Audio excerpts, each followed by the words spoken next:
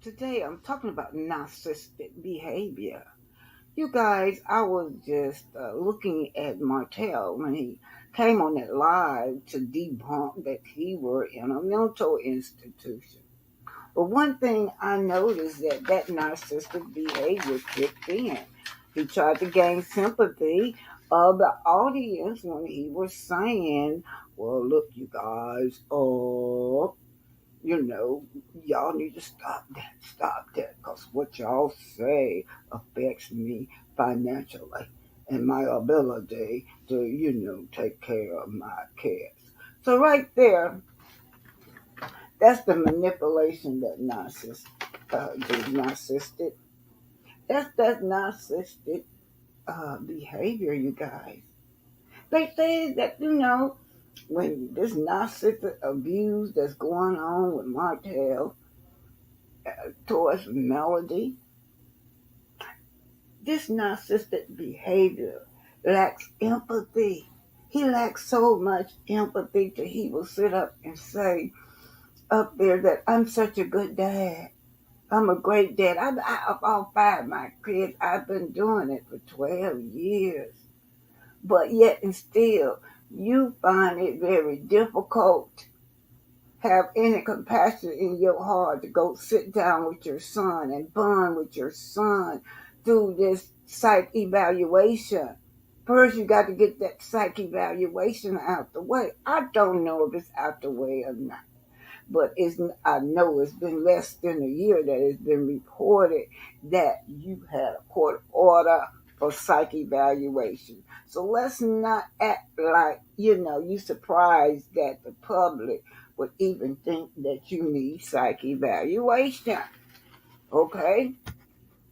Yeah, so anyway, you guys, this narcissist won't let his ex-wife go. She have been gone. So I'm wondering now, they've been divorced for 4 years, and I am wondering, why did Carlos choose to bring this man back? This man almost tortured this woman immediately. You just gaslighting this situation, Carlos. You know that. Because what do? He is so aggressive when it comes to Melody. He's very aggressive and he lacks empathy. He's volatile. He's constantly criticizing his ex. I think he feels humiliated in front of her because of her success, her knowledge, her brilliant mind. That's why he is mad. And he always is in coercion with the rest of the love and marriage Huntsville castmate. What does a narcissistic victim look like, y'all? We're walking around here every day, women smiling on your job, in the hospital, in the grocery store, victims. What do they look like? They look like you, they look like me, they look like Melody. That's what a narcissist, but just to give you some insight into when you're under the behavior, under narcissistic behavior, no class, no geographical area, no matter where you come from, what walk of life you come from. Women's all over the world at one time or another may come in touch with a narcissistic male. Yes.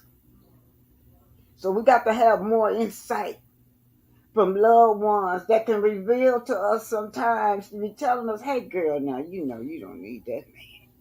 So that family member got that insight, but what? We are ignoring all those warning signs because, oh God, he looked good in that suit over there. Look at that suit. Look at that muscles. I just got to have him. He's so fine. Yeah. But then, oh wow, that narcissist get you. He get you and he start getting triggered. Everything trigger him. Like walking on eggshell. You're nervous. You have that fear, especially because you don't never know what kind of behavior to expect from a narcissist. What does the victim look like? What does the victim look like where this man lacked empathy and very aggressive, constant criticizing behind closed doors? That victim could be what? A homemaker, a housewife. A victim could be a doctor. That victim could be a lawyer, a dentist, a businesswoman, a stay-at-home mom. She could be homeless. She could be all of the above. But that narcissistic behavior will cause plenty of anxiety and depression trying to deal with a narcissistic abuse. My sister over there, that beautiful, intelligent melody over there with that cream color on, posing so proudly. This woman right here, she rose above all of that, and it seems like the entire cast is shook up over it because they want her stuck.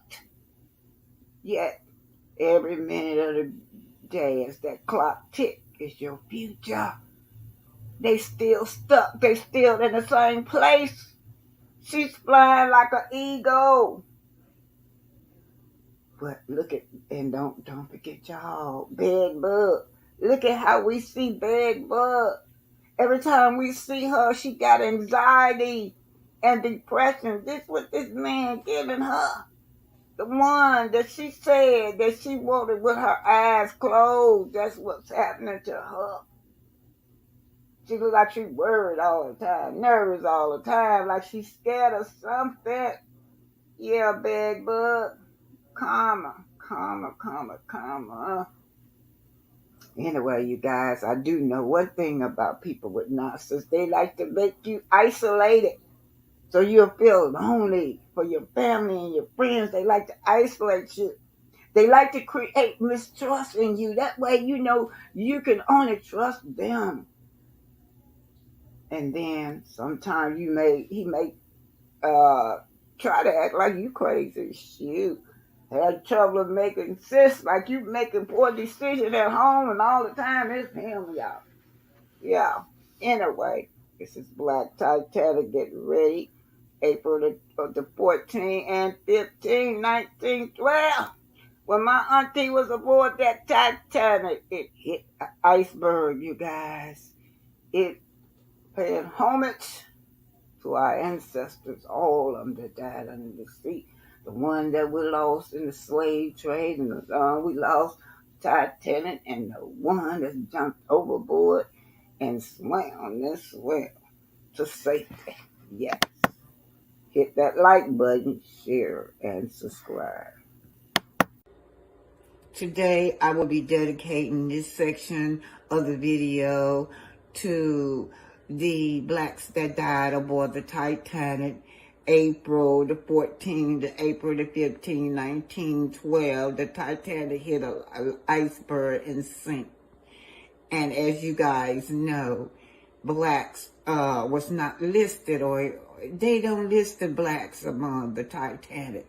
So anyway, they did, after I wrote my book and started talking about my great aunt being on the Titanic, after they done keep saying incorrect, no blacks was not on the Titanic, especially my auntie, then they found Joseph LaRue and his biracial family. But Joseph LaRue was, he was like a prince. His uncle was the president of Haiti. And at that time, y'all remember it, also the Haiti Revolution. His grandfather helped lead the Haiti Revolution. So, you know, he was trying to say he was like a prince, royalty, very important. So they knew they had to sign that black man up on the Titanic, make sure that he was there. But anyway, let me go ahead on and read this to y'all. I'm just babbling. Titanic victim Melinda Borden, who is my grandfather's sister, y'all. That's why it's so important that y'all talk to the elders in your family and learn about your oral history. If you don't tell it, nobody else gonna tell your history. A lot of history that you guys don't know, because the larger society is not going to tell you about anything that's going on with you and your family. Anyway, my auntie drowned at sea as she was working aboard the Titanic. Lifeboats were made available to white women and white children only. The black workers were not listed among the passenger or victims. They were only listed among property that was lost. The facts they don't tell you.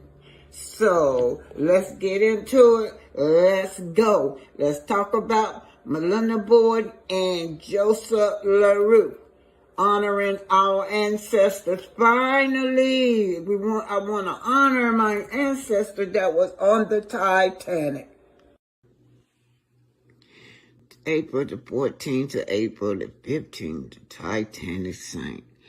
We know about this historical event, but no one took time out to tell about the African Americans that was aboard the Titanic. Here you have a fair-skinned translator. His name is Hussein Barrett. Let's just read this, okay? I wrote this in 2020.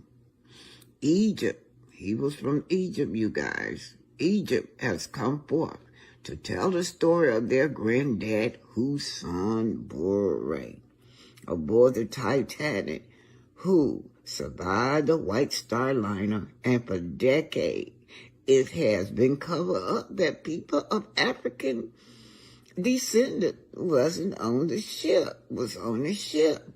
Hussein Barrett's family is below, and he is from Cairo, Egypt. He spoke many languages, so he was hired to travel with a rich businessman as his translator. He met the man in Cairo, y'all. He was the translator, okay? He was a translator aboard the Titanic, but indeed he was a fair-skinned black man. During my research, I noticed that the crew members used cold words to describe the blacks aboard the Titanic.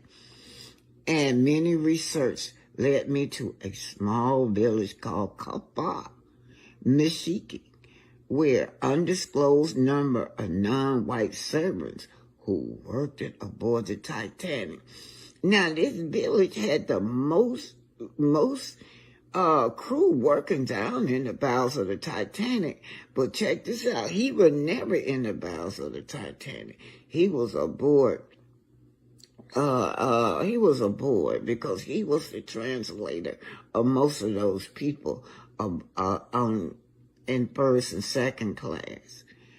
So anyway, he was from the village called Kafar, Michigan, where undisclosed number of non-white servants who worked aboard the Titanic listed as black Syrians, and many families like myself could not find a listing of our family members. Now, this village case, Kafar, they tells the story of their African ancestors aboard the Titanic. Now, it's been documented now somewhere where they really had a lot of them worked in the bowels of the Titanic. But we know they drowned aboard the Titanic and remains identified. This is the village that's talking. Now, among this village, this is Hussein. That when they try to talk to these people in the village, okay. May the 14th to May the 15th was when our ancestors went down with the Titanic. They always were saying that there was no blacks aboard the Titanic, But I'm here to tell y'all that our history can't be hidden from us.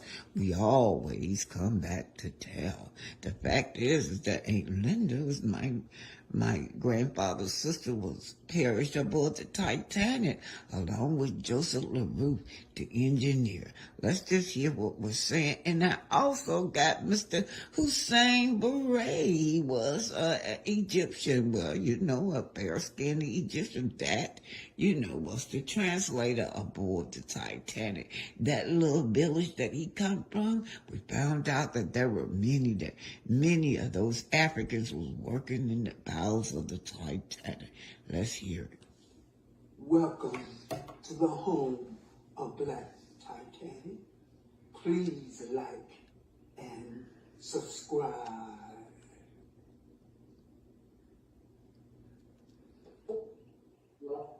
Now, he was a black. Say it again, Kevin. I gotta get it there. La Pouchette. There we go. La Pouchette. There we go. And there he is right there. He was a black passenger. Very interesting. Yeah, he was from Paris, France. And you see there, his wife was Juliette, daughter Simone, and Lucy. And they were all on board, but he was an engineer actually on the ship. And what had happened, Sharon, is that he died on the ship, but he got his daughter, with his wife and 2 daughters, onto a lifeboat. So they survived, and his wife was pregnant at the time. He believed. The disappearance of Melinda Boyd. The disappearance of Linda still remains an unsolved mystery. Over 100 years ago, oral history has been told by the imp. Is that Melinda Boyd was an unlisted passenger aboard the Titanic. She was traveling as a personal caregiver and with an independent European contractor. Y'all have me included because I'm just going strictly by my memory. So we just gonna say this letter is for entertainment purposes only, but based on the true story. Melinda Boyd was a nurse, and her future sister-in-law, Ellen Jones, described the sinking ship. So I'm going to tell y'all about the character. By the way, this is taken out of the book Black Titanic. Right here, Ellen Jones. She was her future sister-in-law because Melinda was engaged to her brother Ernest. But Ellen Jones could pass for she was white. She could pass for white because she was taken advantage of by the colonizer with her African American mother, a Negro mother. Her Negro mother. We're using the term Negro in here. Y'all, this is 1912, y'all. So, anyhow, let's get on with the letters. So you got Ernest, you got Melinda, and Alexander is my grandfather. So, and that's Melinda's brother. Letter to Melinda's brother, Alexander Boyd, from Ellen John, who was the Negro lookout person because she could pass for white. In other words, they would send her on the book, on the first, second class area to spy to see what was going on. Because the Negroes was in the bowels of the Titanic. You guys probably never heard of the bowels of the Titanic, but that's just like the basement. It was hot down there. That's where all the boilers and heater was. That's where all the hard labors was. They call them the Black Gang because they used to take the coals and have to throw them in the boilers down there. Those big boilers the coal that they use for fuel. But before I go on with the letter, let me tell you how they ended up there. The Negroes ended up in the bowels of the Titanic, and they were called the Black Gang because it was a coal strike. And during the coal strike, none of the white laborers would go to work. So black men went to work and took their place. So that's how a lot of them got on the Titanic. They'll tell you that, blacks weren't allowed, but it was during that coal strike, and they would have lost a hell of a lot of money if uh, they couldn't go or sell. So that's what happened. That's how a lot of blacks got on there. But anyway, let's start with the letter. As the boat began to sink and water filled the lower decks, only the white immigrants and poor white Americans was allowed to leave. Melinda pushes me through the screaming crowd. This is Ellen, y'all. Melinda pushes me through the screaming crowd, but I held back. I wanted to die with dignity as a Negro, an African, with my brother and friends. Melinda and the other Negro friends begged me to leave, yelling, "Who would tell our story as well as notify our families?" Wearing bras, then you might want to check this out. I hate regular bras. As a busty gal, I have always struggled. Now, the water was up to my waist, and while my Negro friends and I was trying to leave the bottom deck, the gate was locked, and in desperation, the males began to kick the gate down. Suddenly, the gate opened, and the white crew members began to shoot any black face on sight. My brother Ernest, remember Ellen is describing the scene. My brother Ernest shielded himself in front of Melinda and me, and white crew member shot him in the face. That's some cold stuff right there. At once, a big fat white crew member grabbed Melinda's arm and said, "You have to go take care of my wife. She's in labor." Melinda was screaming with grief. She was in shock. And as we entered the top deck, the white female was in labor. Melinda didn't hold her tongue. "You're the same people that killed my friends and the love of my life, and you mean you want me to deliver your wife's baby? You mean you want me to save your wife's life?" I heard the gun click, says Ellen. I yelled, "I'll help Melinda deliver your baby, but you can't stand over us with a gun to her head. You must leave the room." I yelled, "I want my nurse to go with me."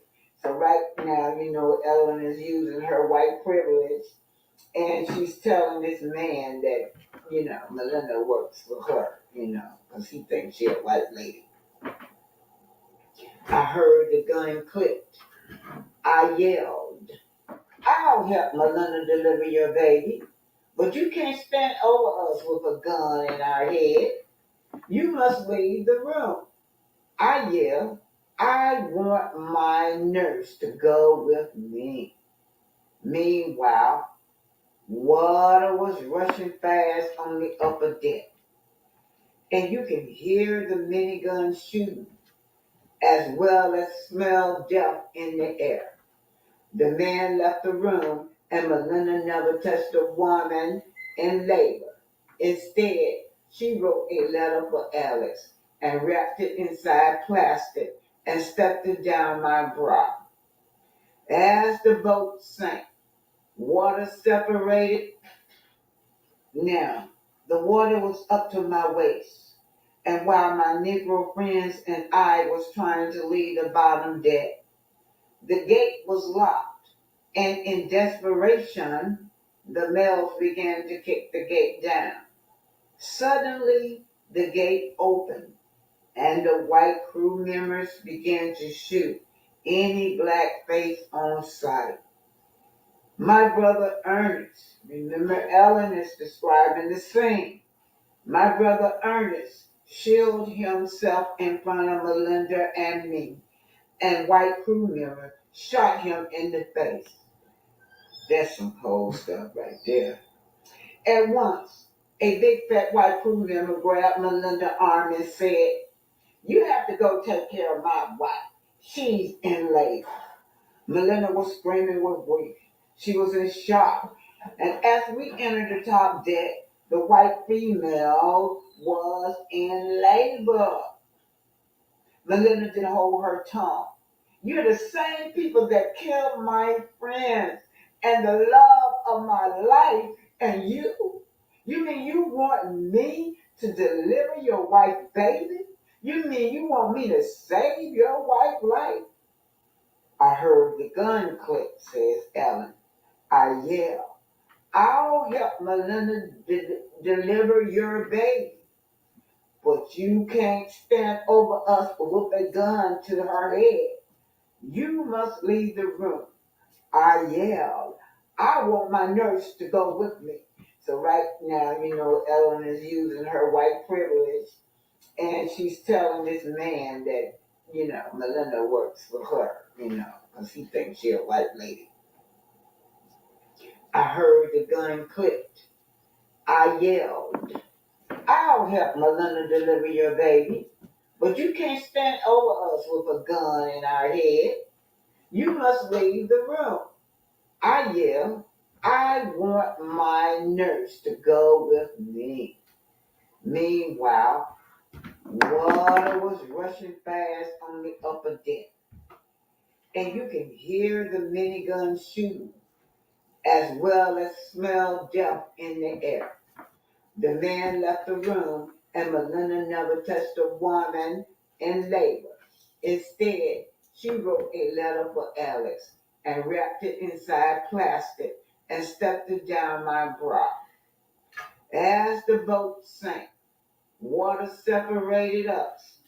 The pregnant white woman was washed away, as well as Melinda. I was washed overboard. I saw some wreckage that I could cling to. So many black people was in the ocean, and so many Negroes was tossed alive and overboard. Many hours went by. Some Negroes were still swimming, but the rescue boats would just pass them by and pick up whites only. Then Negroes began to do for self, trying to get into the overloaded boats, but whites would kick them away. One white man kicked a male Negro. He grabbed the white man's leg and he flipped everybody in the lifeboat in the ocean. They drowned, except for the Negro. Hours passed. Oh man, I was freezing. I was freezing at near death, y'all. I was freezing at near death, watching corpses floating by, whites, blacks, children as well. I thought I was hallucinating when a big, strong black man grabbed me. A strong black man grabbed me. He pulled me on a homemade boat with all Negroes on it. Ellen, he called, where is Melinda and your brother? This is taken from the book, The Black Titanic, and Melinda was engaged to Ellen's brother.